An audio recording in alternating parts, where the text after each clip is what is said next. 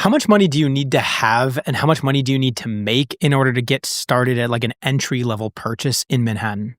An entry-level purchase depends on what you want to buy, but let's say you're trying to buy something for $1 million, right? If you're going to pay cash, you need to have $1 million.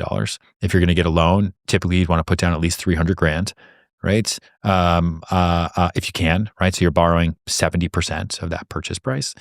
So that way you don't have to pay any type of private mortgage insurance, right? You want to be able to cover the monthlies. It's the monthlies that get you. It's not the purchase. You live in the monthly payment or you invest into the monthly payment. If you're going to have rentals that cover the cost, right? That's great. If you can make a return, that's great. But I think now the baseline, it's a little bit insane, especially for two people. I think you have to be earning somewhere around $250,000 to buy $1 million apartment in Manhattan, and if that's where you want to live.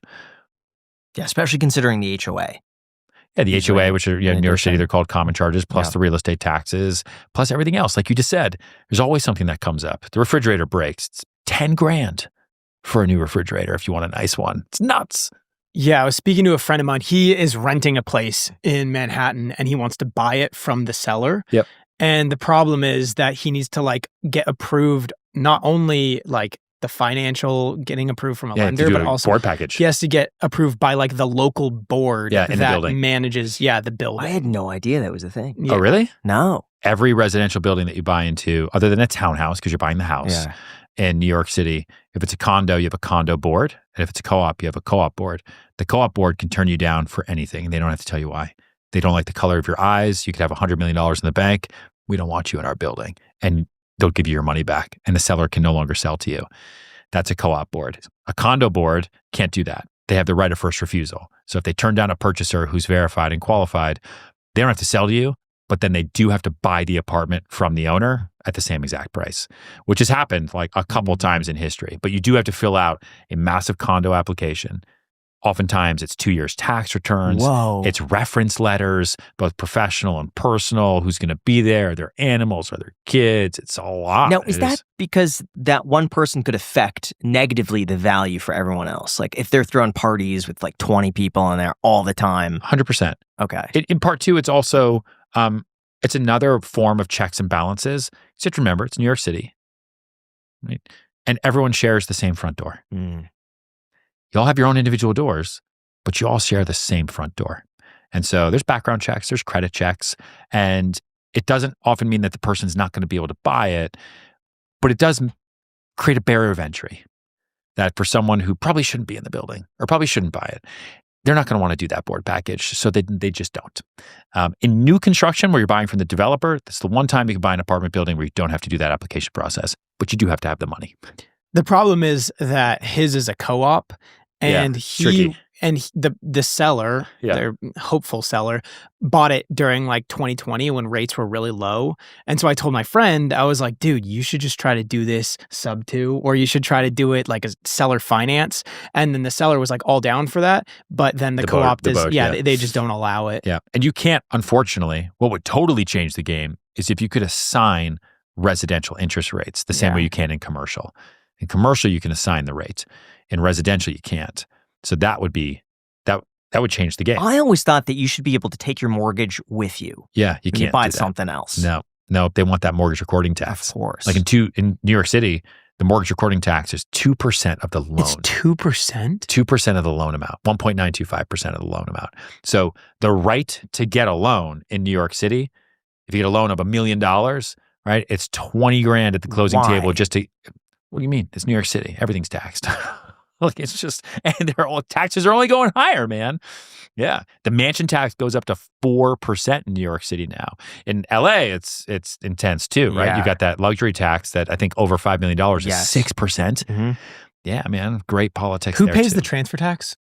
It depends. Typically, the standard rule of thumb is it's the seller. Mm-hmm. It's also just over 2%. So the seller would pay like 5% in fee. commissions or whatever, 5-6%. And then they pay 2% in transfer. Yes, so and then 7%. potentially the mansion. No, mansion's paid by the buyer. Oh, okay. Now, those are all... But it's still taken out of the same pool of money that's being transacted. Correct.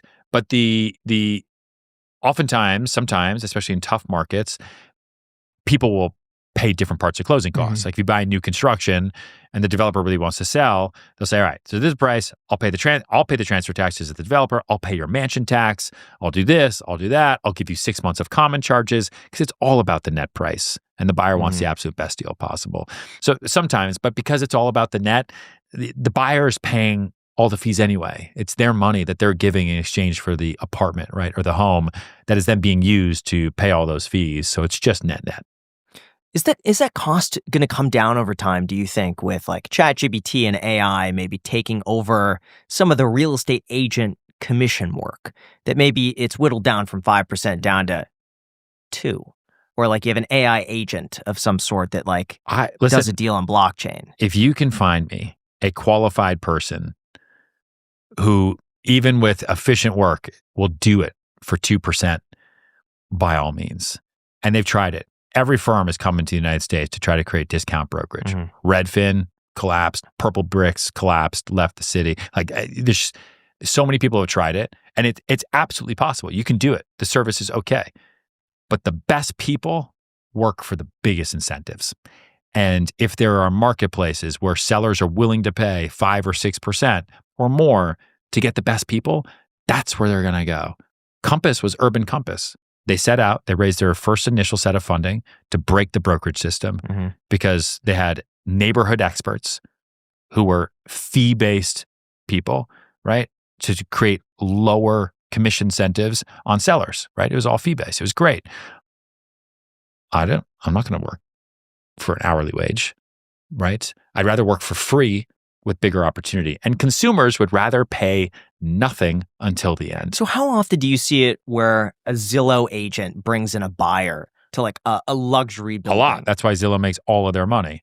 You know, it's an agent at any other firm, but they're part of a Zillow program that's enabling them to get lead flow, right? And so we hustle to get listings all day long. Those listings syndicate out to Zillow. Zillow then takes those listings and sells the leads to those listings to other agents. You know what I don't like is that on and that's Zillow, what their class action lawsuit is about right now. That's what I thought was ridiculous, is that on Zillow, it's like contact this property, but then the listing agent information is buried in a sea of text.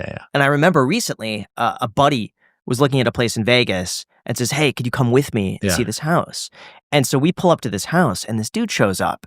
And I'm thinking, is this the listing agent? This is a little weird. The guy just seemed a bit nice guy, just out of it a little bit. Why anyway, he shows us through the house. And then at the very end, I say, is this the listing agent? She's like, no, I reached out on Zillow. I thought he was the listing agent. I said, no, that dude was just a random guy that you reached out on Zillow. And that's how they make their money. Yes. And then if that deal goes through, Zillow tracks everything. They will find you in your coffin and they'll take somewhere between 35 and 40%. Which I thought was crazy. It's crazy. I just reach out to the listing agent if you're going to be reaching out like that. Yeah, but you got to know to do that. So the same way there was the commission class action lawsuit where all the big box brokerages had to fork over, and it was a multi-billion-dollar settlement. At the end of the day, what it was really about was the unspoken standard, where do you have to use an agent? No. But if the standard and all the training guides and the materials from all the huge firms are, make sure the seller knows that the commission should be 5 or 6% and that the buyers can be represented by our own agents. Even if they want to come direct, they should get 3 or 2.5%. The standard was such that the consumer had to be so overly educated about the process that they typically weren't, and it was costing them money, right? And so the court sided in favor of the consumers, which is what they'll typically do. Same thing for Zillow. You can find the listing agent. They're there, but it's not the standard operating procedure, right? You go on a website, you see a thing, you click on it, it says set up showing, I set up showing. I don't know that I'm going with somebody that doesn't represent the listing. That agent then goes there and they're the ones who are causing it to be a multiple fee situation. If you're just going directly to the listing agent say, oh, I've got a direct deal. Oh, you want to make an offer? Great. I'll go to my seller. Let me see. Oh, we have to bridge a gap. You know what? We're doing this.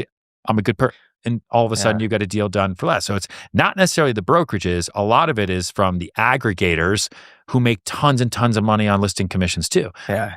That's what Jack did. Can I say that? Yeah. On your when Jack sent me this warehouse, I said the first thing, if you're serious about it, go to the listing agent. No, you didn't say that. Oh, hot dog! Go to the, Give why did I yourself say that? Because that's what I did for the past house that I bought. Because I told you to do that. Yeah, you told me to do it 5 years ago, and then I have since been doing that. When I find a property I'm interested in, I reach out to the listing agent. Are you a serial flipper? What's going on over here? No, I'm not a serial. Whoa! I'm not a serial flipper. Okay, he's a serial buy and holder. Ah, gotcha. Yeah, I'm a serial entrepreneur. Okay, I look for deals and I try to get a good deal, a wedge deal. But got a great deal because you went to the listing agent. Now, I'm not saying in every situation you should always go to the listing agent, but when you're an experienced buyer and you know what you want, you can negotiate by yourself. That's fine. And it was interesting. Agent. I mean, her commission on my side was going to be like tens of thousands of dollars. Yeah. And let's just say more than 20,000. Yeah. And then I asked her, I was like, you know what? Like the best I can do is like 7,500 if you're willing to do it. It's just some paperwork. And she's like, yeah, I think I could do that. And then 2 days passed, and then she contacts me again. She's like, hey, sorry, the brokerage, like they won't let me do it for this. I have to do it for $35,000. And I was like, oh my gosh, 35. I'm like, okay, well, I'm just going to hit up this other agent that I just had this agent's contact in my phone. I'm like, hey, can you just transact this property for me for 7,500? She said yes. I went back to the other agent. I'm like, I found someone else to do it for 7,500. She's like, okay, I can do it for 7,500. And so it's like, for me in that it's all a negotiation, but you know what you're doing. It's all a negotiation for sure. But like something as simple as a few texts back and forth saved me like $20,000 on that deal. Good move. Yeah, of course. A really scary truth is just how vulnerable your digital life is, and most people have no idea until it's too late, and then they're stuck spending several hours trying to solve a problem that they did not create. So don't be like my roommate Kevin, because I kid you not, his identity got stolen 2 years ago, and guess who's still paying for it? Me. Because the one thing he still can't recover is his Venmo. See, the trouble with identity theft and fraud is that it doesn't happen all at once. And by the time you notice, usually the damage is done. And that's exactly where our sponsor, OmniWatch, comes in. It catches problems early by keeping an eye on your identity, credit, financial accounts, and online activity all together. And the best part is that setting it up only takes a few minutes, and then from there, it works quietly in the background all day, every day. OmniWatch monitors your credit activity, data breaches, and the dark web using AI-powered detection tools that are able to spot suspicious activity in real time. If it finds something unusual, you get an alert that tells you exactly what happened and the next steps to take. You can lock your credit, secure all of your accounts, and fight fraud with just one click. If identity theft does occur, OmniWatch connects you with US-based specialists to restore your identity and handle the damage with up to $2 million in identity theft insurance. So head on over to omniwatch.com/iced to get 50% off of your first month and see for yourself if your information's actually secure. Seriously, guys, the peace of mind is worth it. Protect your credit, identity, and online data today. Again, that is 50% off your first month at omniwatch.com/iced.